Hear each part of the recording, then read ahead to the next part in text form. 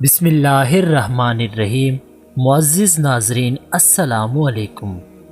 داستانی T V channel پر آپ سب کو خوش آمدید کہتے ہیں اور امید کرتے ہیں کہ آپ خیر و عافیت سے ہوں گے۔ آج کی خوبصورت ویڈیو میں ایک حسین نوجوان کا سبق آموز واقعہ پیش کیا جائے گا جس نے صرف 12 سال کی عمر میں اللہ تعالیٰ کی معرفت کو کیسے حاصل کیا۔ بڑھتے ہیں آج کی ویڈیو کی جانب۔ ایک بزرگ فرماتے ہیں کہ میں ایک سال سخت گرمی کے زمانے میں حج کو چلا۔ لو بڑی شدت سے چلتی تھی۔ ایک دن جب میں وسط حجاز میں پہنچا تو اتفاقاً قافلہ سے بچھڑ گیا اور مجھے کچھ غنودگی سی آ گئی۔ دفعتاً آنکھ جو کھلی تو اس جنگل بیابان میں ایک آدمی نظر آیا، تو میں جلدی جلدی اس کی طرف چلا تو دیکھا ایک کم سن لڑکا تھا جس کی داڑھی بھی نہ نکلی تھی اور اس قدر حسین تھا کہ گویا 14ویں کا چاند ہو، بلکہ دوپہر کا سورج اس پر ناز و نعمت کے کرشمے چمک رہے تھے۔ میں نے اس کو سلام کیا۔ اس نے کہا، ابراہیم، وعلیکم السلام۔ میرا نام لینے پر مجھے انتہائی حیرت ہوئی اور مجھ سے سکوت نہ ہو سکا۔ میں نے بڑے تعجب سے پوچھا کہ صاحبزادے، تجھے میرا نام کس طرح معلوم ہوا؟ تو نے تو مجھے کبھی دیکھا ہی نہیں۔ وہ کہنے لگا، ابراہیم، جب سے مجھے معرفت حاصل ہوئی میں انجان نہیں بنا، اور جب سے مجھے وصال نصیب ہوا کبھی فراق نہیں ہوا۔ میں نے پوچھا، اس سخت گرمی میں اس جنگل میں تجھے کیا مجبوری کھینچ لائی ہے؟ کہنے لگا، ابراہیم، اس کے سوا میں نے کبھی کسی سے انس پیدا نہیں کیا اور نہ اس کے سوا کسی کو ساتھی اور رفیق بنایا۔ میں اس کی طرف بالکیاں منتقل ہو چکا ہوں اور اس کو معبود ہونے کا اقرار کر چکا ہوں۔ میں نے پوچھا، تیرے کھانے پینے کا ذریعہ کیا ہے؟ کہنے لگا، محبوب نے اپنے ذمے لے رکھا ہے۔ میں نے کہا، خدا کی قسم، مجھے ان عوارض کی وجہ سے جو میں نے ذکر کیے تیری جان کے ہلاک ہونے کا اندیشہ ہے۔ تو اس نے روتے ہوئے کہا کہ اس کی آنکھوں سے آنسوؤں کی لڑی موتیوں کی طرح اس کے رخسار پر پڑ رہی تھی۔ کون شخص ڈرا سکتا ہے مجھ کو جنگل کی سختی سے، حالانکہ میں اس جنگل کو اپنے محبوب کی طرف چل کر قطع کر رہا ہوں اور اس پر ایمان لا چکا ہوں۔ مجھ کو بے چین کر رہا ہے اور شوق ابارے لیے جاتا ہے، اور اللہ کا چاہنے والا ہوں، کبھی کسی آدمی سے نہیں ڈر سکتا۔ اگر مجھے بھوک لگے تو اللہ کا ذکر میرا پیٹ بھرے گا اور اس کی حمد کی وجہ سے میں پیاسا نہیں ہو سکتا، اور اگر میں ضعیف ہوں تو مجھے اس کا عشق مجھے حجاز سے خراساں تک لے جا سکتا ہے۔ تو میرے بچپن کی وجہ سے مجھے حقیر سمجھتا ہے، اپنی ملامت کو چھوڑ، جو ہونا تھا ہو چکا۔ میں نے پوچھا، تجھے خدا کی قسم اپنی صحیح عمر بتا۔ کہنے لگا، تو نے بڑی سخت قسم مجھے دے دی ہے جو میرے نزدیک بہت ہی بڑی ہے۔ میری عمر 12 برس کی ہے۔ پھر وہ کہنے لگا، ابراہیم، تجھے میری عمر پوچھنے کی کیا ضرورت پیش آئی؟ میں نے کہا، مجھے تیری باتوں نے حیرت میں ڈال دیا ہے۔ کہنے لگا، اللہ کا شکر ہے، اس نے بہت سی نعمتیں عطا فرمائیں، اور اللہ کا فضل ہے کہ اس نے اپنے بہت سے مومن بندوں سے افضل بنایا۔ ابراہیم کہتے ہیں کہ مجھے اس کے حسن و صورت، حسن سیرت اور شیریں کلام پر بڑا تعجب ہوا۔ میں نے کہا، سبحان اللہ، اللہ تعالیٰ نے کیسی کیسی صورتیں بنائی ہیں۔ اس نے تھوڑی دیر نیچے دیکھ کر سر جھکا لیا، پھر اوپر کی طرف نظر اٹھا کر بہت ترچھی اور کڑوی نگاہ سے مجھے دیکھا اور چند شعر پڑھے جن کا ترجمہ یہ ہے، اگر میری سزا جہنم ہو تو میرے لیے ہلاکت ہے۔ اس وقت میری یہ رونق اور خوبصورتی کیا بنائے گی؟ اس وقت میری ساری خوبیوں کو عذاب عیب دار بنا دے گا اور جہنم میں طویل عرصہ تک رونا پڑے گا، اور اللہ تعالیٰ یہ فرمائے گا، اور بدترین غلام تو میرے نافرمانوں میں ہے۔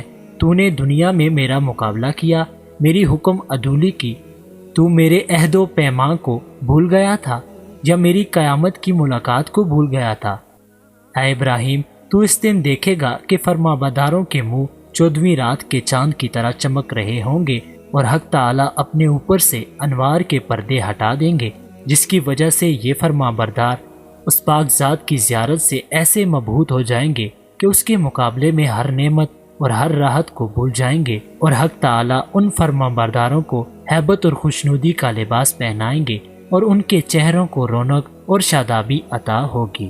یہ اشعار پڑھ کر کہنے لگا، اے ابراہیم، مہجور وہ ہے جو دوست سے منقطع ہو گیا، اور وصال اس کو حاصل ہے جس نے اللہ تعالیٰ کی اطاعت سے وافر حصہ لیا۔ ابراہیم، اپنے رفقائے سفر سے بچھڑ گئے ہو؟ میں نے کہا ہاں، میں ایسے ہی رہ گیا۔ تجھ سے اللہ کے واسطے سوال کرتا ہوں کہ تو میرے لیے دعا کرے کہ میں اپنے ساتھیوں سے جا ملوں۔ میرے اس کہنے پر اس لڑکے نے آسمان کی طرف دیکھا اور کچھ آہستہ آہستہ زبان سے کہا کہ مجھے اس کے ہونٹ حرکت کرتے ہوئے معلوم ہوئے۔ اس وقت مجھے دفعتاً نیند کا جھونکا سا آیا یا بے ہوشی سی ہوئی۔ اس سے جو میں نے افاقہ پا لیا تو قافلے کے بیچ میں اونٹ پر اپنے آپ کو پایا، اور میرے اونٹ پر جو میرا ساتھی تھا وہ مجھ سے کہہ رہا تھا، ابراہیم ہوشیار رہو، سنبھلے رہو، ایسا نہ ہو اونٹ سے گر پڑو۔ اور اس لڑکے کا مجھ کو پتہ نہ چلا کہ وہ آسمان پر اڑ گیا یا زمین کے اندر اتر گیا۔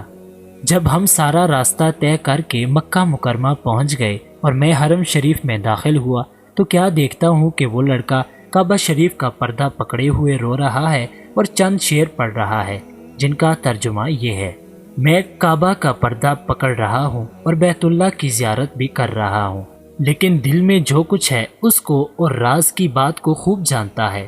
میں بیت اللہ کی طرف پیدل چل کر آیا ہوں، کہیں سوار نہیں ہوا، اس لیے کہ میں باوجود اپنی کمسنی کے فریفتہ عاشق ہوں، میں بچپن ہی سے تجھ پر مرنے لگا ہوں، جبکہ میں عشق کو جانتا بھی نہ تھا، اور اگر لوگ ملامت کریں کسی بات پر تو میں ابھی عشق کا طفل مکتب ہوں۔ اے اللہ، اگر میری موت کا وقت آ گیا ہو تو شاید میں تیرے وصل سے بہریاب ہو سکوں۔ اس کے بعد وہ بے اختیار سجدہ میں گر گیا اور میں دیکھتا رہا، اور اس کے بعد میں اس کے پاس گیا اور اس کو ہلایا تو وہ انتقال کر چکا تھا۔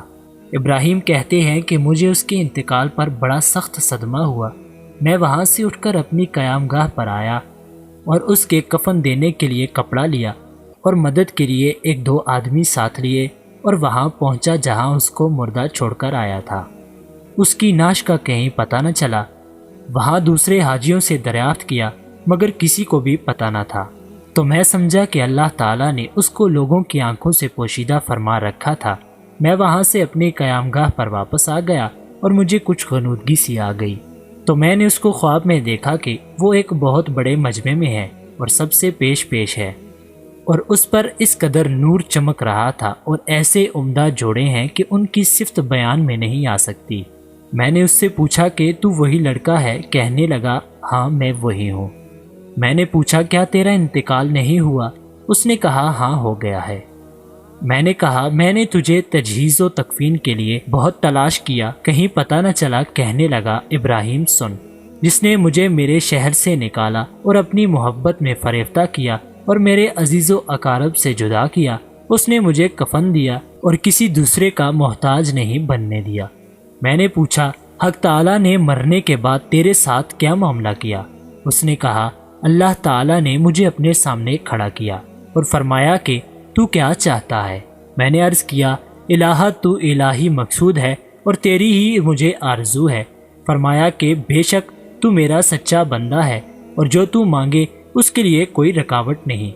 میں نے عرض کیا کہ میں یہ چاہتا ہوں کہ میرے زمانے کے تمام آدمیوں میں میری سفارش مقبول فرما لے۔ ارشاد ہوا ان سب کے بارے میں تیری سفارش مقبول ہے۔ ابراہیم کہتے ہیں کہ اس کے بعد اس لڑکے نے خواب میں مجھ سے رخصتی کا مصافحہ کیا اور میں نیند سے بیدار ہو گیا۔ میں نے حج کے جو ارکان باقی تھے وہ پورے کیے، مگر اس لڑکے کی یاد سے اور اس کے رنج سے میرے دل کو قرار نہ تھا۔ میں حج سے فارغ ہو کر واپس ہوا، لیکن حالت یہ تھی کہ راستے میں سارے قافلے والے یہ کہتے تھے کہ ابراہیم تیرے ہاتھ کی مہک سے ہر شخص حیران ہے کہ یہ کیسی خوشبو آ رہی ہے، اور اس واقعے کے نقل کرنے والے کہتے ہیں کہ مرنے تک ابراہیم کے ہاتھوں سے وہ خوشبو آتی رہی۔ حاصل، بے شک جو اللہ کی محبت میں ڈوب جاتا ہے اس کی کیفیت ایسی ہی ہو جاتی ہے، اور یقیناً اصل چیز تو اللہ اور اس کے رسول کی محبت ہی ہے۔ خوش نصیب ہے وہ مسلمان جو اللہ اور اس کے رسول کی محبت میں ڈوب کر زندگی گزارے۔ دعا ہے کہ اللہ تعالی ہمیں بھی اپنی حقیقی محبت نصیب فرمائے، آمین یا رب العالمین۔